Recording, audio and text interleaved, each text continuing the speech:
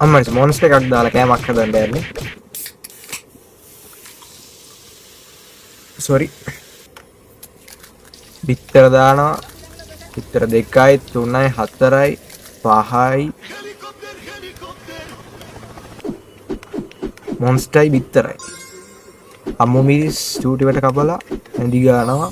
තව මොන්ස්ටර් ටිකක් දානවා. මේ මොනවා වෙයිද දන්නේ. ඒක කාලා. මොනවා? තක්කාලිනේ. කොළ ජාතියක් දානවා. ඒකේ පොප්කෝර්න් වගේ වෙලානේ.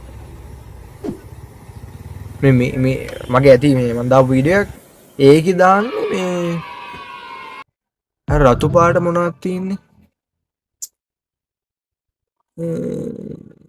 මතක නෑ නම් මම මේ දාන්නම් මොකක්ද කියලා